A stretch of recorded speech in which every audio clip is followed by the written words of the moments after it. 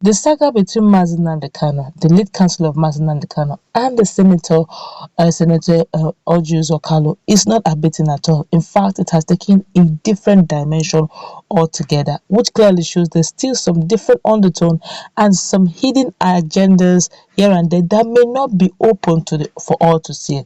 Don't forget that some hours ago there has been a words of exchange between both Nnamdi Kanu's lead lawyer Ifeanyi Ejiofo and Senator Orji Uzor Kalu over so many insinuations going on with Nnamdi Kanu in detention. Well, hello and welcome to Global Happenings today. A lot is happening and we're going to give you full update as the lead counsel of Nnamdi Kanu have decided to give full update, and not just full update, is beginning to open up on everything and is calling out the senator on what is going on. Before we go to the newspaper, I would like you to subscribe to our channel by clicking on the red subscribe button. Beside it, you will see a bell notification icon. Please go ahead, click on it to get notified as soon as we update our channel on YouTube. Well, this is a press statement released by Ifeanyi Ejiofo himself, keeping the record straight, rejoinder to publish garbage in Orji Uzor Kalu. On or about 11 a.m. on 29th of November 2021, I received a call from a reliable source. The letter informed me that a certain Orji Uzor Kalu expressed a desire to see my client, Nnamdi Kanu. The intended visit was ostensibly in further pursuant of the political solution to the unconditional release of my client, as I had before then resolved not to constitute myself an impediment to the exploration of any such political solution. I welcomed the idea. Consequently, I was constrained to substitute the name of one of the persons already scheduled for the visit for the name of Orji Uzor Kalu. I then proceeded to submit a fresh list containing the name of the latter in the relevant authorities on or about 12 p.m. of the aforementioned date. Okay, when the team of lawyers who were scheduled to visit my client arrived at the reception hall of the headquarters of the Department of State Securities (DSS) on or about 1:55 p.m. of the aforementioned date, they were informed that Orji Uzor Kalu, whose name appeared on the list at the 11th hour, would not be allowed to see Nnamdi Kanu. The reason for this decision was clear, as the name of Orji Uzor Kalu was merely submitted on the day of the intended visit, and not earlier as was the practice. He could not, without permission and or clearance from superior authority, be granted access to visit my client in the detention facility of the DSS.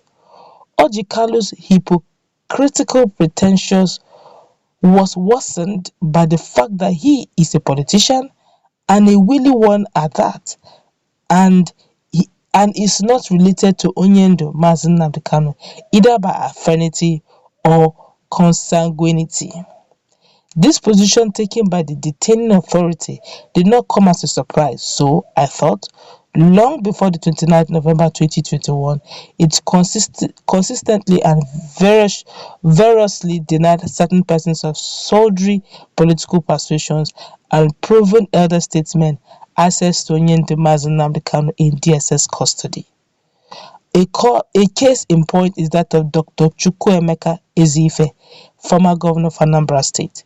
The inclusion of the name of Orji Uzor Kalu at the 11th hour in the fresh list submitted to the DSS on the day of the intended visit had the effect of temporarily solidifying the access operatives of the DSS could easily have afforded the lawyers.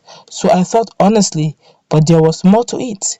The lawyers were kept waiting till on or about 3:20 p.m. of that day when they were finally cleared to ingress the detention facility. At first, I thought this delay to be inexplicable and unreasonable, but with hindsight, I concluded that the delay was deliberate.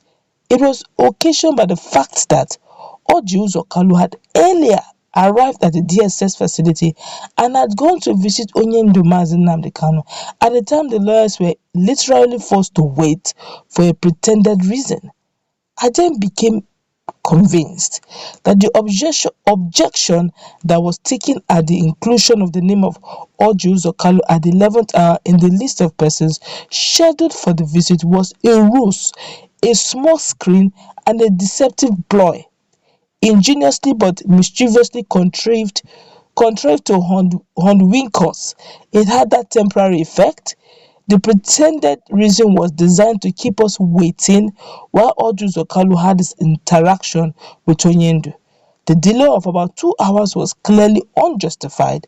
Orji Uzor Kalu, whose name was on the list of visitors that was submitted and whose name was deceptively objected to by operatives of the DSS, had earlier arrived at the DSS facility and had, in a manner that was extremely surreptitious, gained access to Onyendu Nnamdi Kanu in custody.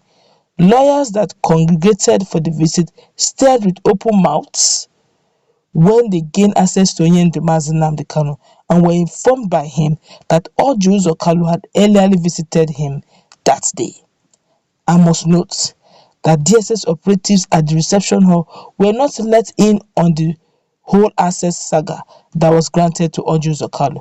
They did not know when the latter arrived at the facility and when he stole in to see Onyendu. It is for Orji Uzor Kalu to explain honestly how he gained access to Onyendu. If Orji Kalu did not go through the proper channel, which starts from the reception, upon submission of a list containing the names of already scheduled visitors, how then did he gain access to Onyendu Nnamdi Kanu? Why was the extant protocols not followed? We hereby invite the relevant authorities of the Department of State Security to investigate this. Further, Onyendu Nnamdi Kanu was not informed beforehand that Orji Uzor Kalu was at the facility to see him. The information that was given to him, which he conveyed to me, was to the effect that an important personality was at the facility to see him. The identity of the so-called important personality was not disclosed to him. This is deceptive and a breach of the protocol of the DSS. If the motive for this whole embarking on the visit to Onyendu is pristine, salutary, and genuine, why did Orji Uzor Kalu knowingly breach the DSS protocol? Why did he steal in to see Onyendu? Why did he not leave any trace of his identity at the reception hall? If he had no ill motives, why did he cancel his identity from Onyendu before he had access to him? And why was he aided in the process by a deceptive DSS operative? If Orji Uzor Kalu had genuine intentions, why was the deliberation at his visit to Onyendu conducted in the presence of some persons not necessarily supposed to be present at such visit? Orji Uzor Kalu is hereby challenged to explain to the whole world what informed the question he asked Onyendu during his visit as to why he did not stay back at Afarakwu during the invasion of the homestead of Onyendu on the 14th of September 2017. Further, I must remind the public that 2023 is around the corner. Desperate politicians, including those of Igbo extraction, that have sworn to be perpetual slaves of some primitive overlords and who offer their deceptive heads containing their lying mouths and tongues to be banned by their slave masters, are up to sundry devious stunts, schemes, contrivances, chicanery, and debaucherous maneuverings. They shamelessly and unabashedly seized every opportunity available to them to advance their political interests. Most of them have no honor. They mislead the unwary and unsuspecting members of the public by their hypocritical behavior and sanctimonious grandstanding. Inside of them are filth, deception, and ungodliness. I make bold to say that the clandestine visit to Onyendu undertaken by Orji Uzor Kalu is no more than an empty positioning for political office come 2023. The whole world knows that Onyendu Nnamdi Kanu is an infinitely brilliant man and a good student of history. He has seen through the empty scheme of Orji Uzor Kalu and is not deceived by it. Onyendu does not trust Orji Uzor Kalu one bit. He has said so in no uncertain language. In 2017, Orji Uzor Kalu exhibited similar inclination. He merely wanted to score a cheap political point, but his attempt failed woefully. and rightly so. Onyendu did not accord him any relevance whatsoever. This time, he initiated similar pretensions. Again, these shenanigans did not produce the desired effect. Orji Uzor Kalu, in his outburst, alluded to pecuniary interest in relation to my good self. This is most unfortunate. The truth is that the allusion applies squarely, wholly and equal and entirely to him. Every Nigerian of full age knows the history and circumstances of this man. His record is public knowledge. Granted that I have made many enemies in the course of my staunch, unrelenting and resolute defense of Onyendu. These enemies are really those who want me to compromise or dilute my standard, but have met a brick wall in their several attempts.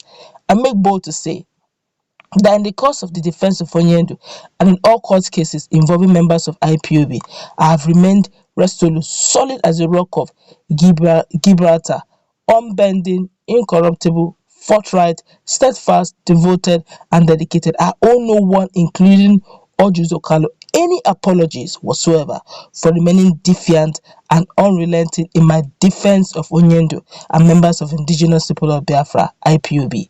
The attempt at smear campaign by Orji Uzor Kalu is infantile and laughable. Orji Uzor Kalu is hereby advised to first embark on genuine introspection before taking the liberty to cast aspiration on anybody. Thank you all and remain blessed. Umu Chineke, signed Ifeanyi Ejiofo Esquire, lead counsel to Onyendu Nnamdi Kanu, indigenous people of Biafra, on this day. Let's meet in our comment section. He has released everything. This.